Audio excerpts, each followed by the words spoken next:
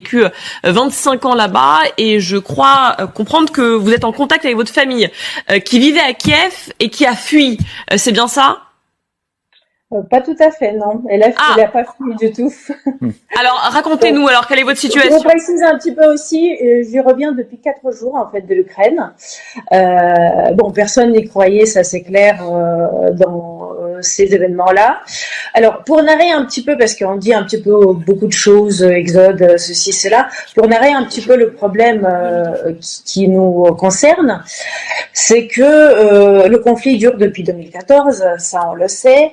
Il s'agit quand même de la population ukrainienne qui est martyrisée au quotidien, 2 millions de personnes, voilà. Que les problèmes de chauffage, c'est l'hiver, sont difficiles, le salaire moyen, voilà, vous m'entendez ? Oui, très bien. Voilà. Pour se chauffer actuellement dans ces mois d'hiver, c'est plus de moitié que les ménages doivent consacrer à ça. Donc la vie est très très compliquée. Donc je vois pas qu'est-ce qu'on défend. Le président et le gouvernement fantoche là actuellement, que je trouve fantoche et pas du tout celui que Poutine soi-disant va mettre.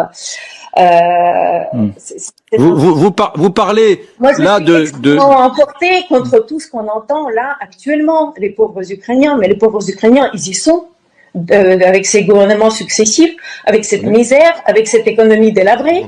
Elle parle de Zelensky. Oui, mais vous parlez de Zelensky, vous parlez de qui ? Vous parlez des... De Zelensky, oui. Oui, oui. Donc vous, Ukrainienne, vous considérez que Zelensky, le chef d'État dûment élu d'Ukraine, est à la tête d'un gouvernement fantoche ? Fantoche, d'une chose, et puis la deuxième chose, c'est une personne pas du tout démocratique. Il y a quand même 4 chaînes oppositionnistes qui étaient fermées. Il y a des journalistes qui sont tués. On décrit ça pour la Russie, mais ça se passe aussi en Ukraine. Il y a quand même 4 journalistes qui sont tués depuis quelques années. Il y a tas de choses qui se passent qu'on ne sait pas et qu'on ne dit pas.